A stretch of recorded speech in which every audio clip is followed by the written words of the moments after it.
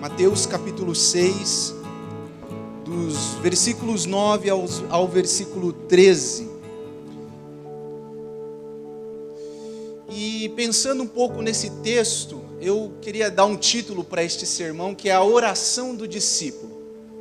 Mas para o final nós vamos entender por que esta é uma oração do discípulo.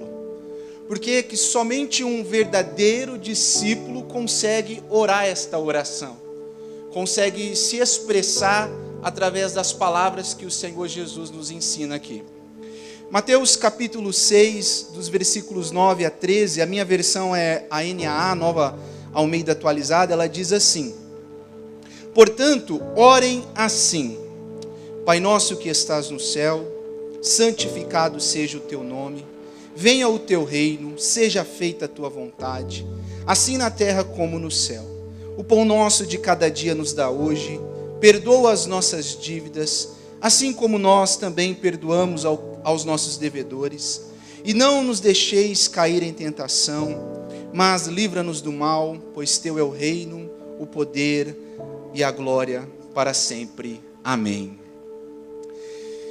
Orare et labutare era uma expressão que Calvino gostava de usar para pedir e suplicar a ação do Espírito Santo sobre o estudo diligente da palavra de Deus. Lutero também usava uma expressão para a vida cristã, comparando a vida cristã como um barco que tem dois remos. Um remo é a oração e o outro remo é a palavra de Deus. Se nós só remarmos de um lado, nós só vamos dar círculos. Mas se nós orarmos e labutarmos na palavra de Deus, nós vamos seguir a nossa caminhada cristã. Jonathan Edwards, um grande pregador americano, ele dizia que todo cristão tem que ter luz na mente e fogo no coração. Sem dúvida, irmãos, a oração é um exercício espiritual mais poderoso para a vida cristã. E também é um dos mais difíceis. É um exercício difícil de praticar, porque muitas vezes a nossa carne, o mundo e o inimigo das nossas almas guerreiam contra nós para fazer com que nós não pratiquemos este exercício, o exercício da oração. Joel Bick, no seu livro Vivendo para a Glória de Deus, ele escreve um trecho que eu gosto muito e eu gostaria de destacar aqui. Abre aspas: quando eu vou orar, eu acho meu coração tão relutante em buscar a Deus, e quando está na presença de Deus, se mostra tão relutante em permanecer com Ele, que muitas vezes eu sou forçado em minhas orações a primeiramente implorar a Deus que pegue o meu coração e fixe-o nele, em Cristo, e quando o meu coração está ali, peço a Deus que o mantenha ali. Ora, muitas vezes eu não sei como orar, pois sou tão cego, e nem sei como orar, pois sou ignorante. Somente o Espírito nos assiste em nossas fraquezas. E é interessante que muitas das vezes é isso.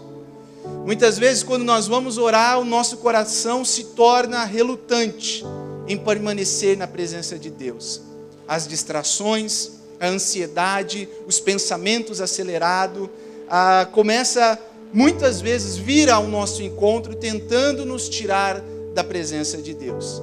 Joel Bick, ele vai dizer que nós temos que primeiramente orar para que Deus fixe o nosso coração nele e ali o mantenha, para que nós possamos desfrutar do deleite da presença de Deus. Para Calvino, irmãos, a oração era a essência da vida cristã. Na sua obra magna, né, Magnum Opus, a sua obra-prima, que foi as Institutas, ele desgastou muito no terceiro livro, no capítulo 20, falando sobre a oração, como a oração é importante na vida cristã. E ali ele elencou 6 propósitos para a oração. Em primeiro lugar, a oração é ir a Deus com toda a necessidade de obter dele o que nós não temos em nós mesmos para viver a vida cristã. Em segundo lugar, a oração é aprender a desejar de todo o coração o que é certo, enquanto colocamos diante de Deus todas as nossas petições. Em terceiro lugar, a oração é para preparar-nos para receber os benefícios e as respostas de Deus às nossas petições, com humildade e gratidão, mesmo que muitas das vezes as respostas das nossas orações não seja aquilo que nós pedimos. Quarto lugar, ele vai dizer que a oração é para levar-nos a meditar a bondade de Deus quando recebemos o que pedimos. Em quinto lugar, ele vai dizer que a oração é cultivar o espírito apropriado no deleite das respostas de Deus. Em sexto, a oração é confirmar a providência de Deus para que glorifiquemos e confiemos de bom grado em sua ajuda presente, enquanto testemunhamos regularmente a fidelidade de Deus para com as nossas vidas. A oração é um exercício, irmãos, de todo cristão. A oração é, como nós costumamos dizer, a respiração da nossa alma. Paulo vai dizer: orai sem cessar. Em todo momento, em toda hora, em todas as circunstâncias, nós devemos ter o nosso espírito em oração para com o Senhor. E muitas das vezes nós temos que tomar cuidado com dois perigos que nos cercam. O primeiro perigo que nos cerca em relação à oração é transformar a nossa oração em uma espécie de barganha com Deus. Sabe, aquela oração que você fala: Senhor, eu orei. Senhor, eu fiz tudo o que eu tinha que fazer. Senhor, eu apresentei tudo o que eu tinha que apresentar e cadê? O Senhor tem que me dar. No evangelicalismo brasileiro, nós temos algumas teologias que ensinam esse tipo de conduta, que você tem que orar, e se você orar com fé, Deus é obrigado a te dar. E não é assim. A oração não é uma espécie de barganha, onde eu oro, onde eu faço tudo bonitinho para que Deus me dê o que eu quero. Esse é um primeiro perigo que nós devemos tomar cuidado. O segundo perigo é tornar as nossas orações uma espécie de mantra. Muitas das vezes é aquela conversa com Deus do tipo: Senhor, obrigado por essa comida, amém. Senhor, obrigado pelo dia, amém. Senhor, obrigado. E aí nós transformamos em um mantra isso, em uma espécie de repetições, sem entender o significado de se deleitar em Deus através da oração. Este é um perigo que nós devemos tomar cuidado, porque nós muitas vezes, e eu confesso, muitas das vezes nós somos pegos nessa prática, de não nos deleitar em Deus e não compreender a conversa, aquilo que eu estou tendo com Deus. A nossa grande motivação, irmãos, em orar, deve ser não em ganhar as coisas de Deus, mas ganhar mais do próprio Deus. Orar é isso. Eu não quero as coisas de Deus, eu quero mais de Deus. Eu quero estar mais com Deus. Eu quero buscar mais a Deus. Aí você me pergunta: Daniel, mas existe um modelo, existe uma forma, existe uma maneira de orar, de buscar a Deus de forma correta? E aí o Catecismo Maior de Westminster, ele vai dizer, respondendo a pergunta 186, toda palavra de Deus é útil para nos dirigir na prática da oração. Mas a regra especial é aquela forma de oração que o nosso Senhor Jesus Cristo ensinou aos seus discípulos, geralmente chamada de oração do Senhor ou oração dominical, que é a oração do Pai Nosso. A oração do Pai Nosso não é uma reza, como muitos pensam. A oração do Pai Nosso não é uma simples repetição que nós fazemos quando estamos em algum lugar, ou quando estamos com a família, ou quando vamos comer. Não! A oração do Pai Nosso é um modelo que nos mostra como nós devemos ir diante do Senhor. Ela é dividida em 3 partes: prefácio, petições e conclusão. E é isso que eu quero falar com os irmãos aqui, bem brevemente. Cada parte desta oração, o que pode nos ensinar? E quais aplicações desta oração nós podemos aprender para nos deleitar mais em Deus, para nos achegarmos mais a Deus? Vejamos bem, no prefácio vai dizer assim, no versículo 9: Pai nosso que estás nos céus. Esse é o prefácio. Jesus já começa a oração quebrando um paradigma, quebrando uma cultura da época. Ele chama o grande Deus, o grande Senhor, aquele que tem todo o poder em suas mãos, de Pai. E isso, para a época, é quebrar todos os paradigmas. Lembremos que aquela cultura era uma cultura greco-romana, com muitas mitologias, muitos deuses pagãos, aonde os deuses eram elevados a uma altura superior, e não tinha relação com a criatura, e muitas vezes a relação com a criatura era uma relação de vingança, muitas vezes uma relação de usar a criatura em benefício próprio. Por exemplo, tinha na mitologia grega o mito de Prometeu, que foi um titã, segundo a mitologia grega, que vendo a humanidade sofrer, foi até a morada dos deuses, roubou o fogo e trouxe para a humanidade. O grande Deus, Zeus, descontente com isso, vem à terra e condena Prometeu, prendendo ele e fazendo com que todos os dias uma ave de rapina comesse do seu fígado, e condenou a humanidade.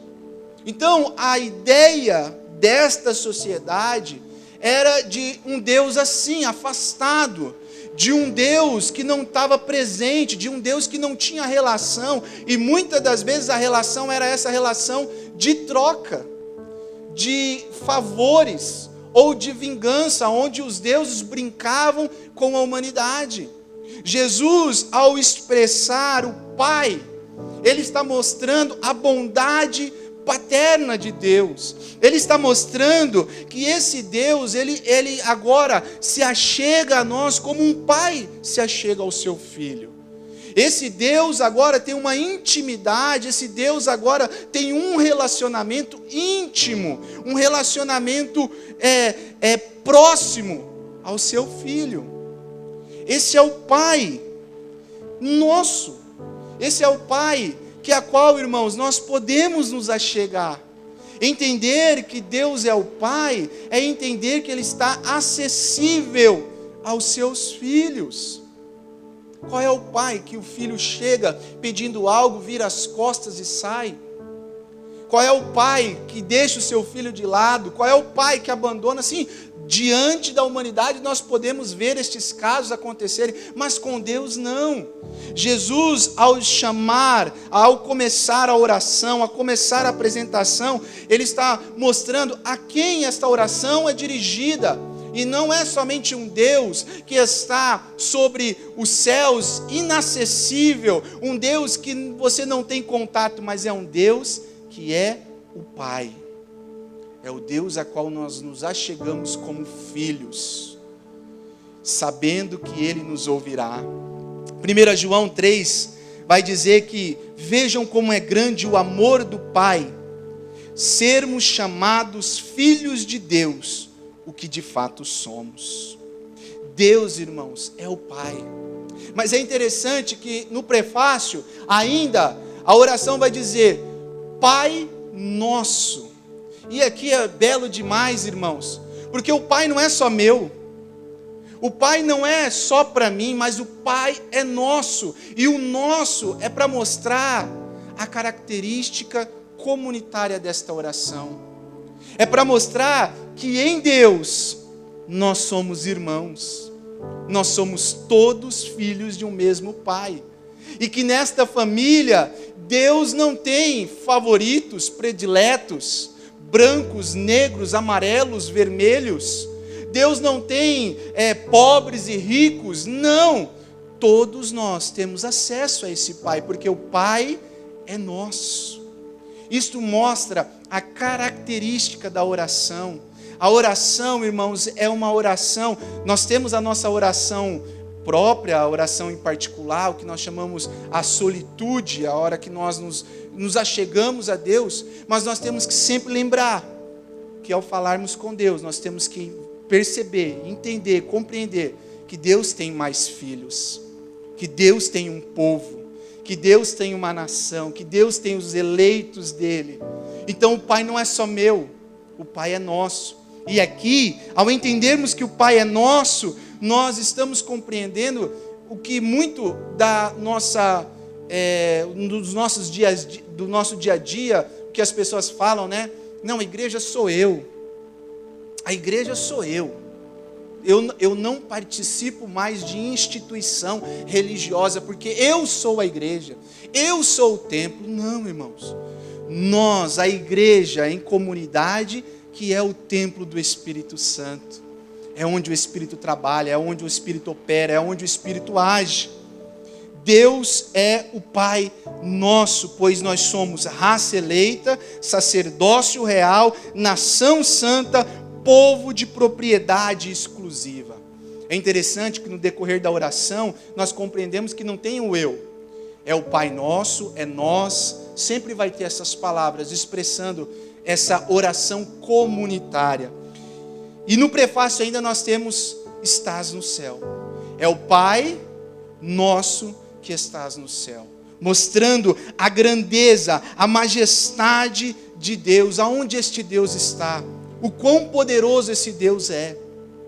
Mostrando que este Deus tem um controle nas suas mãos. Um dos textos que eu mais gosto é no final de Jó, ali a partir do capítulo 37, quando, depois de Jó ter feito todos os questionamentos, Deus vem a Jó. E Deus fala, onde você estava quando eu lancei os fundamentos da terra? Quem determinou as medidas da terra? Quem fez a chuva, o orvalho, o gelo, a geada? Quem alimenta os animais e as aves? Quem pode derramar a chuva? Quem fez a neve, Jó? Me responda. Mostrando a majestade de Deus. Irmãos, é interessante que já no prefácio nós temos toda essa beleza da oração. É o Pai que é nosso e estás no céu, governando com poder e majestade e glória. E aí Jó responde, né? Bem sei que tudo podes, e nenhum dos teus planos pode ser frustrado. É a beleza, irmãos, da oração.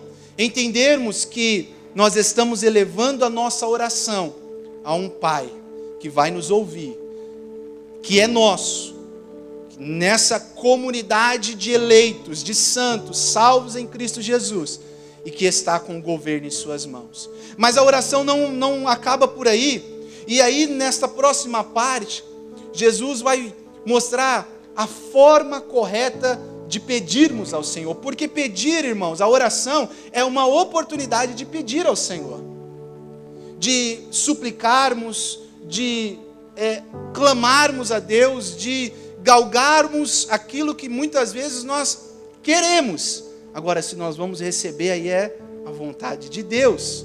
E nessa segunda parte nós temos as petições, e Jesus elenca 6 petições aqui. A primeira petição está aí, no verso 9 ainda. Santificado seja o teu nome. A primeira petição é para que o nome do Senhor seja santo, mostrando a reverência que nós temos que ter, mostrando que o nome do Senhor é santo, que o Senhor é santo, e que agora nós estamos entrando em uma audiência com santo, santo, santo, que é o Senhor dos exércitos. Como Isaías disse, quando ele viu os anjos e eles cantavam, santo, santo, santo é o Senhor. Então a primeira petição que nós devemos apresentar ao Senhor é esta honra, esta reverência e esse temor ao falarmos com Deus, sabendo que Deus é o nosso Pai, mas não é de qualquer forma. É saber que Ele é o nosso Pai, que Ele está nos céus, que Ele vai nos ouvir, mas que o nome dEle é santo. E Ele merece toda reverência, todo temor, toda honra ao falarmos com Ele. A primeira petição, irmãos, nos diz respeito a um desejo sincero do cristão, para que o Senhor nos capacite a confessá-lo, a amá-lo e a tê-lo em alta consideração. E a compreender e a ver todos os seus atributos sendo manifestados. Santificado seja o teu nome. Luiz Berkoff, um autor muito famoso no meio reformado, ele diz assim que a santidade de Deus é aquela perfeição divina em virtude da qual Deus eternamente quer e mantém sua excelência moral, aborrecendo o pecado e exigindo pureza das suas criaturas. É por isso que nós devemos ser santos. É por isso que nós devemos almejar santidade. Como eu disse algumas vezes aqui, a santidade, irmãos, é uma escada que não tem o último degrau. Todos os dias nós subimos um degrau. O ápice dessa santidade acontecerá no arrebatamento, quando este corpo corruptível se transformar em incorruptível. E aí, para sempre, nós teremos o corpo de Cristo. Mas enquanto isso não acontece, vivendo nessa terra, dias de muita luta, onde tudo que Deus representa é hostilizado, nós devemos buscar por santidade, sabendo que o nosso Deus é santo. Quando Moisés chega diante de Deus, Deus fala para ele: tira a sandália dos teus pés, porque o lugar em que pisa é santo. Mostrando a majestade, mostrando a reverência que ele deveria ter para com Deus. Então a primeira petição é para que o nome de Deus seja santo, seja glorificado, e para que nós possamos amá-lo em alta consideração e compreender com temor e reverência essa santidade. A segunda petição, Jesus vai dizer aí no verso 10, venha o teu reino. E venha o teu reino, irmãos, é o que nós almejamos.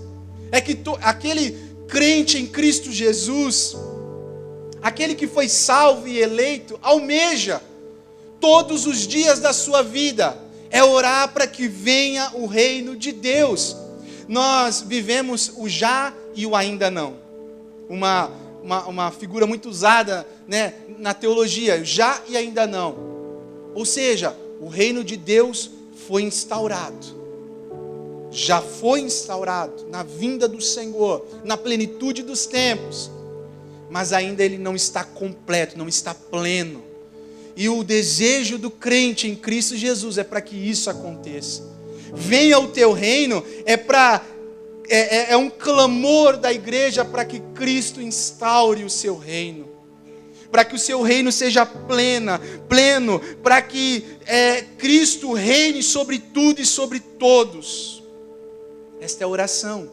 Venha o teu reino. É crer na palavra que Jesus disse quando estava indo assunto aos céus. Ele diz: eu vou para o Pai, mas eu vou preparar-vos lugar.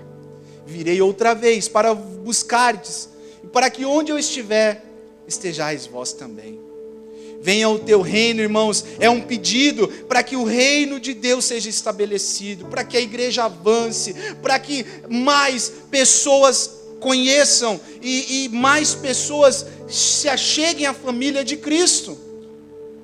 Venha o teu reino, irmãos, é uma oração de quem ama Jesus, de quem quer estar com Jesus, de quem quer ver pleno, o reino de Cristo pleno e instaurado sobre a terra. Em terceiro lugar, irmãos, Jesus vai dizer, a terceira petição que nós temos que ter, está aí também no verso 10, seja feita a tua vontade, assim na terra como no céu. A terceira petição é, seja feita a tua vontade.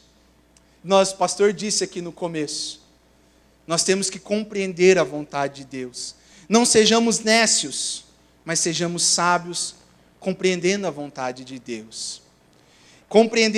Pedir para que a vontade de Deus seja feita, meus irmãos, como eu disse no começo, nas nossas orações, muitas vezes é receber de Deus aquilo que nós não pedimos. Ou seja, muitas vezes nós pedimos algo e Deus não nos dá aquele algo. Muitas vezes nós estamos orando de uma forma, nós estamos pedindo de uma forma, e Deus não nos dá, porque Ele está fazendo a sua vontade.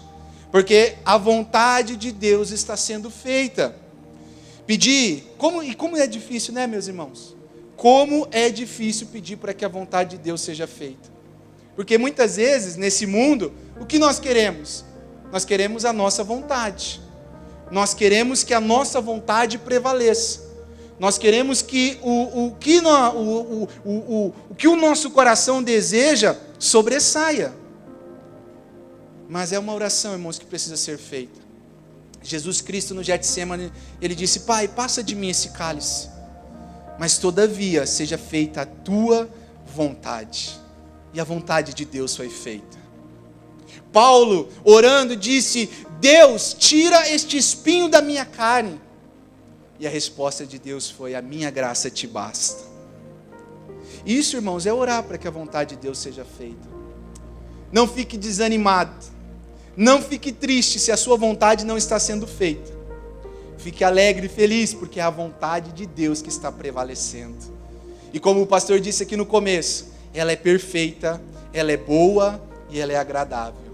Nós muitas vezes diante da situação não vamos compreender, mas lá na frente, ao olharmos, vamos entender que Deus faz todas as coisas como lhe apraz.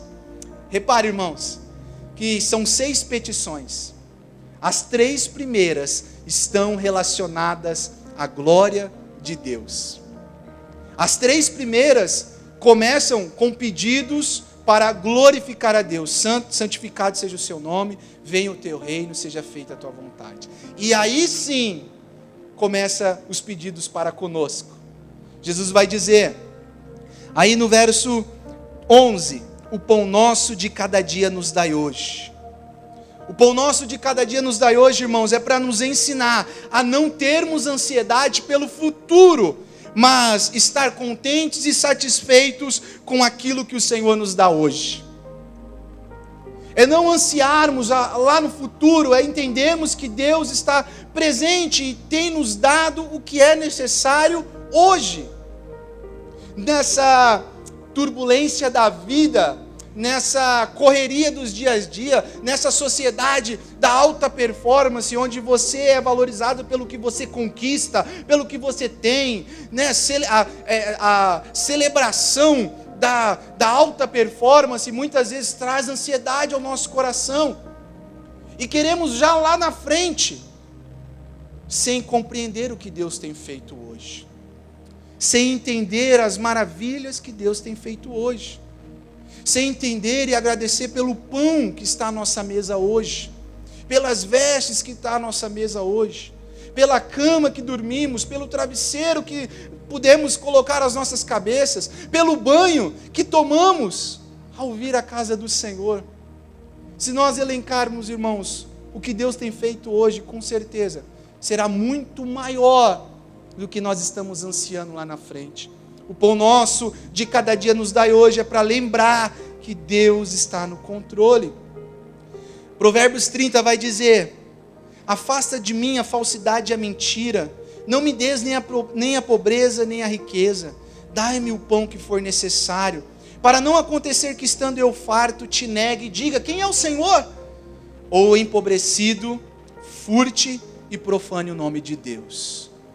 É entender, irmãos, que o que Deus tem nos dado hoje é para glorificar o nome dEle. É entender o que significa contentamento. Lembra-se de Paulo em Filipenses 4,13, ele vai dizer: tudo posso naquele que me fortalece. É uma frase linda que muitas vezes nós vemos nos caminhões, nos carros, mas tem um contexto para trás. Ele vai dizer que ele já sofreu naufrágio, ele vai dizer que ele já esteve nu, ele vai dizer que ele já passou necessidade, ele vai dizer que ele já teve fartura, ele vai dizer que ele já teve vestimenta. Mas aí no final, ao elencar todas essas coisas, ele diz: tudo posso naquele que me fortalece. Ou seja, irmãos, Deus está em todas as situações, Ele cuida de nós. Isso é contentamento, é entender que o pão é nosso, porque Ele é de cada dia. É entendermos que Deus trabalha para nos dar aquilo que nós precisamos no dia de hoje. Em quinto lugar, irmãos, nós já estamos encerrando.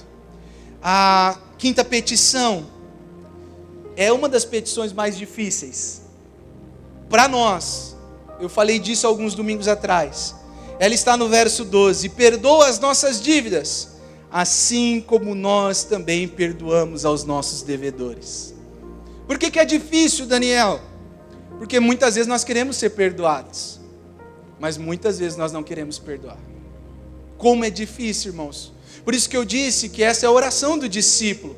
É a oração que o discípulo faz, porque ele reconhece que ele foi salvo. Ele reconhece que pela graça de Deus ele foi alcançado. Pela obra de Cristo ele foi liberto, ele foi salvo e ele foi perdoado. E ao orar, Pai, perdoa os meus pecados, perdoa as minhas dívidas, porque eu também, assim como o Senhor me perdoou, eu tenho perdoado aqueles que me maldizem, aqueles que me perseguem, aqueles que me caluniam, aqueles que falam mal de mim, aqueles que estão todos os dias tentando me derrubar, eu também perdoo essas pessoas. Mas muitas vezes não é assim, irmãos. E eu confesso, muitas das vezes não é assim. Eu contei alguns domingos atrás dizendo que nós tivemos dentro da nossa família um caso de uma pessoa que fez muito mal para a nossa família, até de violência mesmo, e aquilo ficou no meu coração. E ao ler esse texto para dar a aula, quando eu li essa parte, o primeiro nome que veio na minha cabeça foi o nome dessa pessoa. Naquele momento eu falei: Senhor, eu perdoo essa pessoa, porque se eu não perdoar, eu não sou um discípulo.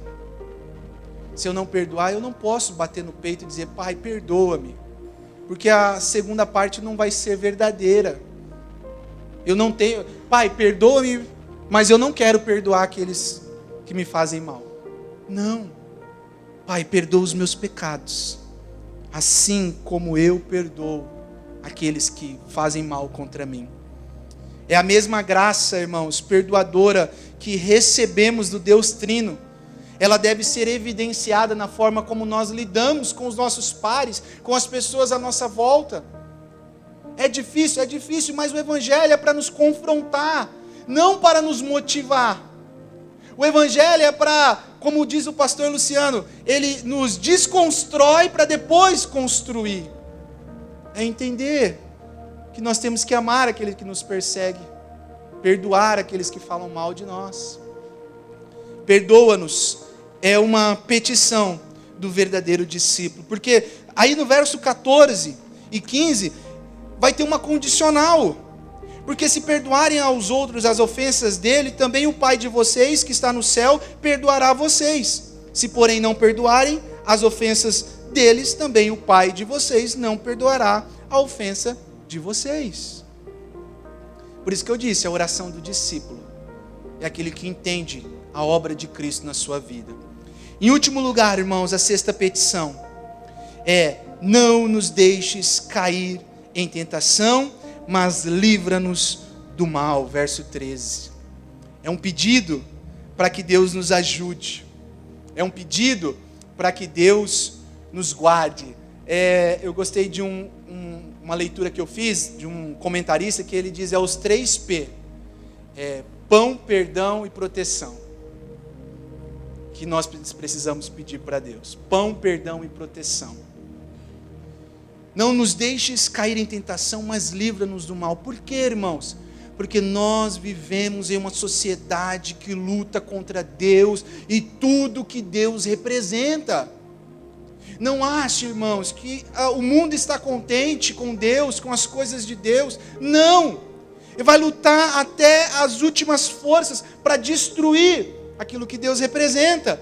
Nós vemos aí na nossa sociedade liberalismo, sincretismo, misticismo, secularismo, progressismo, está tanto em alta. Tudo isso contra Deus. E o que nós precisamos? O cristão verdadeiro que caminha nesse mundo é pedir: Deus, não nos deixes cair em tentação, livra-nos do mal. Estamos em guerra, estamos lutando, precisamos todos os dias dessa graça de Deus, precisamos todo dia desse livramento do Senhor.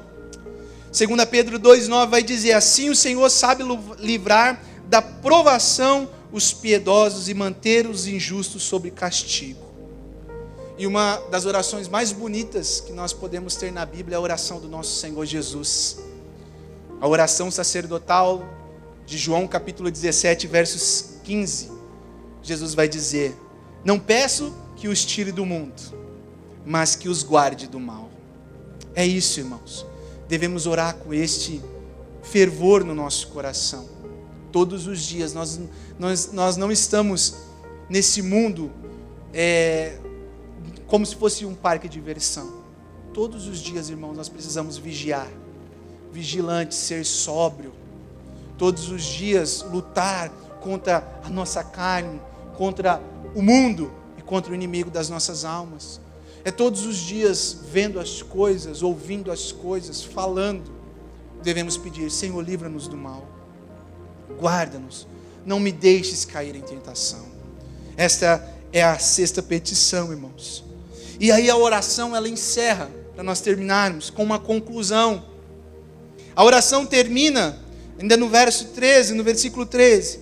Pois teu é o reino, o poder e a glória para todo o sempre. Amém. E ao encerrar essa oração dessa forma, Jesus vai nos dizer e nos ensinar que toda a oração que nós elevamos a Ele, que toda forma que nós expressamos a Deus, é para dizer e é para reforçar que todos os pedidos não dependem de nós, das nossas forças, do grau de conhecimento que nós temos, daquilo que nós podemos ter. Tudo depende de Deus, porque dele é o poder, porque dele é a glória e a honra para todo sempre. Amém. O motivo parece ser claro, irmãos. É reforçar que tudo vem de Deus, do início ao fim. Como diz o salmista no Salmo 127, se o Senhor não edificar a casa, em vão trabalham os que edificam. Se o Senhor não guardar a cidade, em vão vigia a sentinela. Será inútil levantar de madrugada, dormir tarde, comer o pão que conseguiram com tanto esforço aos seus amados. Ele dá enquanto dormem. É Deus, irmãos. Todas as coisas é de Deus. Todas as coisas é para Deus. Todas as coisas são de Deus. A oração que Jesus nos ensina, a oração do discípulo, é para entender que ao fecharmos a oração, nós compreendemos que tudo está no controle de Deus. Como diz Romanos 11, porque dele, por meio dele e para ele são todas as coisas. Amém, meus irmãos? Que Deus possa nos ajudar, que Deus possa nos iluminar ao nos deleitar nele, ao orar, ao buscar a sua presença, ao estar com ele, entender que mais do que uma barganha que não pode acontecer, ou um mantra, nós desfrutemos da presença de Deus, do Pai, esse Pai poderoso que está nos céus, esse Pai que nos guarda, esse Pai que nos ama, esse Pai que deu o seu Filho por nós, esse Pai que nos resgatou das trevas, da mão do inimigo, nos trouxe para o reino de luz, esse Pai que nos faz irmãos, porque se não fosse através desse Pai, eu não estaria hoje aqui com os irmãos, eu não conheceria pessoas bonitas no nosso meio, nós não poderíamos trocar experiências, mas é através desse Pai que nós temos esse relacionamento. E mais, daqui um pouquinho, irmãos, daqui um pouquinho, estaremos juntos, sentados e ceando na mesma mesa com o nosso Deus. Amém, queridos?